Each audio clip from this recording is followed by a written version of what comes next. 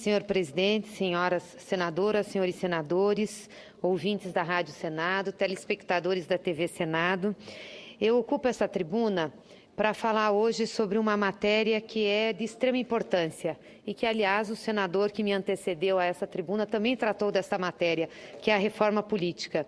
Tinha preparado esse meu pronunciamento para a sessão temática que teríamos hoje às 11 horas da manhã aqui no plenário desta casa para discutir sobre reforma política e reforma eleitoral. Mas acho importante, acho oportuno que externe aqui aquilo que eu gostaria de externar na sessão temática, que seria o caso. Mais uma vez, senhor presidente, esse Congresso Nacional inicia uma legislatura buscando realizar a tão esperada reforma em nosso sistema eleitoral. Desde pelo menos o primeiro governo do presidente Fernando Henrique Cardoso, uma reforma política ampla vem sendo articulada e debatida no Congresso Nacional, sem que tenhamos tido êxito em realizá-la. Aliás, em verdade, a única grande alteração em vigor em nosso sistema político promovido pelo Congresso Nacional foi exatamente a aprovação da emenda constitucional da reeleição em 1997. Tivemos uma outra iniciativa importante, é verdade, mas que não prosperou. A introdução da chamada cláusula de barreira, aprovada em 1995 para ter eficácia em 2006. Essa medida exigiria um mínimo de votos para que um partido tivesse representação federal. Foi derrubada pelo STF às vésperas de entrar em vigor, quase 10 anos depois de aprovada. De lá para cá, cresceu o apoio de todos os segmentos da sociedade nacional à realização da reforma política.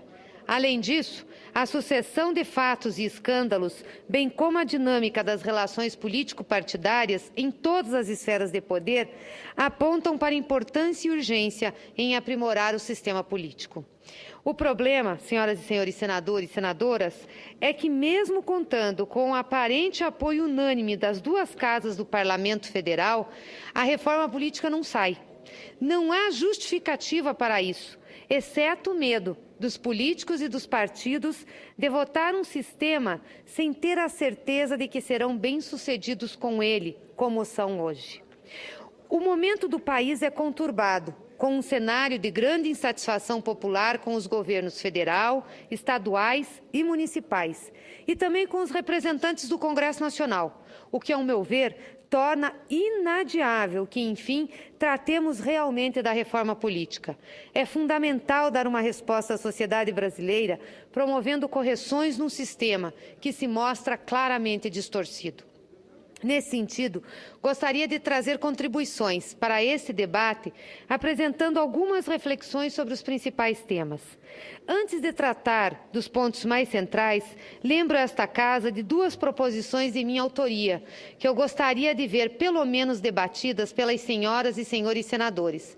A primeira delas, que já faz parte das proposições listadas pelo presidente Renan Calheiros para serem votadas pelo Senado, o PLS 295 de 2011, complementar, que estabelece o percentual de 50% das cadeiras do Parlamento, dos parlamentos, portanto, da Câmara de Deputados, das Assembleias Legislativas e das Câmaras de Vereadores, para as mulheres nas eleições proporcionais. Aliás, tivemos a oportunidade, senadora Simone Tebet, de debatermos isso com um grupo de mulheres senadoras, junto com a nossa procuradora da mulher aqui do Senado, a senadora Vanessa Graziotin, e chegamos a um consenso entre nós mulheres, que de fato o que nós queremos é um número de cadeiras para as mulheres no Parlamento brasileiro. E apresentamos uma proposição conjunta que saiu exatamente dessa discussão. Assim como nós queremos também no mínimo 30% do fundo partidário e no mínimo 30% do espaço da rede de TV e de rádio na propaganda eleitoral gratuita. Acho que isso é importante. 51% da população brasileira precisam estar mais efetivamente representadas no parlamento e nos espaços de decisão. Em segundo, a PEC número 12, de 2011, que limita a possibilidade de reeleições consecutivas para um mandato de senador e determina a desincompatibilização do cargo para ocupantes do chefe de Poder Executivo e senador para concorrer na eleição. Espero que, pelo menos, a limitação da reeleição para senadores possa ser debatido quanto antes nessa Casa. Sei que estamos com a discussão aqui sobre o fim da reeleição e também a unificação dos mandatos eleitorais, com a diminuição, com a ampliação de mandato de 4 para 5 anos. E espero que, sendo o cargo de Senado também considerado de eleição majoritária, possa seguir as mesmas regras que os cargos majoritários do Executivo. No que se refere aos temas centrais da reforma política, senhoras e senhores senadores, primordialmente eu defendo um sistema que reforce o papel dos partidos políticos. Respeitando as opiniões divergentes que aqui foram expressadas, senhor presidente, por Vossa Excelência nessa tribuna, eu sou contra as iniciativas que buscam reduzir a importância dos nossos partidos no sistema político, inclusive e sobretudo aquelas que buscam viabilizar candidaturas avulsas, ou então o chamado distritão, aonde o voto pessoal se sobrepõe ao voto de legenda, desligadas, portanto, de qualquer compromisso ou responsabilidade para alguma agremiação partidária. E vou explicar por quê. Eu defendo um sistema que possua menos partidos, porém partidos mais fortes e efetivos, com maior coesão programática e, por consequência, maior valorização das instituições partidárias em detrimento das lideranças individuais. Muito se fala das principais democracias do mundo. E em todos esses locais, o que vemos são poucos e fortes partidos disputando eleições, tanto no sistema presidencialista quanto no sistema parlamentarista. Nós temos hoje cerca de 40 partidos no Brasil e caminhamos para a criação de mais uns 10, pelo menos. Claro que sou a favor da diversidade e também da liberdade de organização, mas precisamos de regras para que os partidos realmente representativos tenham sua força reconhecida. E o único critério para medir a força de uma agremiação, que pode ser reconhecido por todos, é o voto popular. Se o partido tem voto, tem que ter reconhecimento e prestígio. Se não tem, tem que organizar-se e lutar mais. Vivemos um presidencialismo de coalizão. Muitos dizem que já está ultrapassado. Penso, porém, que pela fragilidade dos nossos partidos, sequer chegamos à maioridade da experiência desse presidencialismo de coalizão. A quantidade de partidos e a falta de comando sobre as respectivas bancadas no Congresso Nacional obrigam o presidente ou a presidenta e seus articuladores políticos ao que chamou o presidente Fernando Henrique Cardoso, certa vez, de um esforço de Sísifo para conseguir maioria parlamentar, negociando voto a voto, projeto a projeto. Por isso, nós devemos buscar o fortalecimento dos partidos. Assim, eu saúdo os avanços que já obtivemos a partir do entendimento do Tribunal Superior Eleitoral, ratificado pelo STF, em torno da fidelidade partidária, quando decidiu que o mandato pertence ao partido e não ao político. Igualmente, para fortalecer partidos e respeitar o desejo dos eleitores, defendo o fim das coligações proporcionais, entendendo que o resultado mais adequado num pleito proporcional deve assegurar que os votos dados aos candidatos de uma legenda sejam contabilizados exclusivamente para as candidaturas da mesma legenda. Outra medida clara de fortalecimento dos partidos políticos e que esse Senado da República deu um passo importante ao votar esta matéria recentemente. E, por fim, sem prejuízo de oportunamente tratar de outros temas como o voto em lista e o voto distrital, considerando que o tema central da sessão legislativa que faríamos hoje seria o financiamento das campanhas, apresento aqui o meu posicionamento sobre esse assunto. Antes de qualquer coisa, é evidente que os custos das campanhas políticas no Brasil atingiram níveis inaceitáveis. E, assim, a primeira providência que devemos tomar é limitar os gastos de campanha para todas as candidaturas. Independentemente do financiamento ser público, privado ou misto, é fundamental reduzir os custos atuais e limitar o gasto eleitoral por lei, determinando disciplinadamente qual seria o montante para cada região deste país e para cada cargo a ser disputado. Em qualquer cenário, para efeito de controle e eventuais punições, é essencial a definição de limites claros e específicos para um cargo em disputa. Mais especificamente, em relação ao sistema de financiamento, sou a favor da proibição absoluta de doações de campanhas por empresas. Concordo integralmente com a premissa defendida pela maioria dos ministros do STF. Proibir doações de pessoas jurídicas por entender que há evidente conflito de interesse entre a lógica empresarial e a representatividade política. Senhor presidente, senhoras senadoras e senhores senadores, apesar de defender a proibição de doação de empresas para as campanhas, quero debater alguns questionamentos que tenho ouvido ao nosso sistema. Em primeiro lugar, doações empresariais são hoje legais e regulamentadas. As regras estão na lei e devem ser respeitadas. Então, se tivermos maioria para isso, vamos proibir essas doações a partir de agora.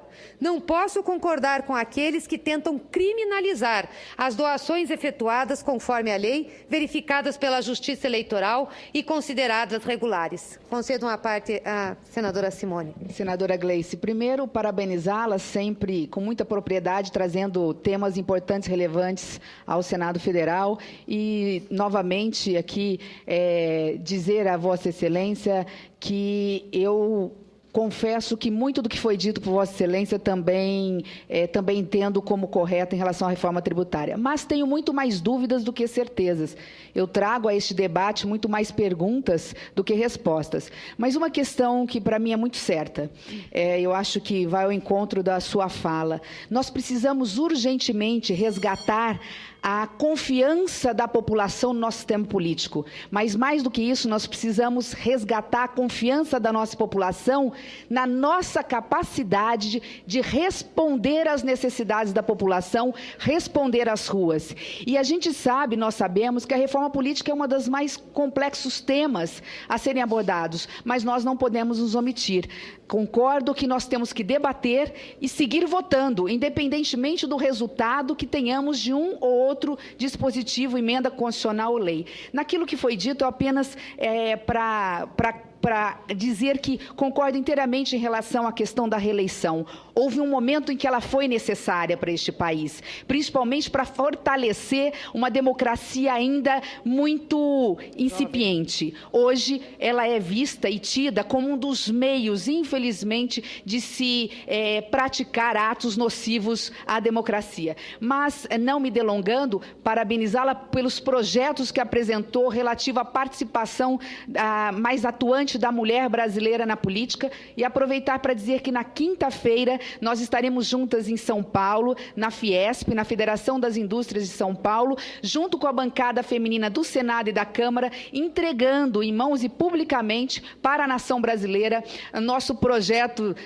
de lei, né, estabelecendo e pedindo que 30% das vagas do parlamento desse país sejam destinadas para as mulheres, juntamente com recurso financeiro suficiente. Parabéns por abordar a questão também do financiamento de campanha. Eu, particularmente, também sou contra o financiamento exclusivo, público exclusivo de campanha.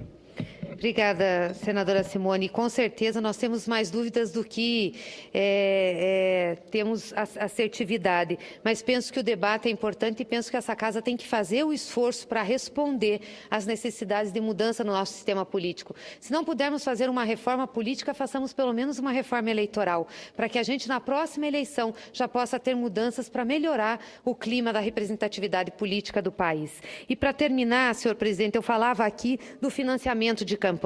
Ontem os jornais noticiaram que a Procuradoria-Geral da República pretende investigar doações recebidas por 15 políticos. Foram 62 milhões de reais doados por 8 empresas em 2010. Mandei levantar no site do TSE e apuramos que as mesmas 8 empresas doaram um total de 228 milhões para algumas dezenas de candidatos de quase todos os partidos. Então, qual é o critério para se investigar aproximadamente somente 1/4 dessas doações feitas há 4 anos e, repito, verificadas e aprovadas pela Justiça Eleitoral.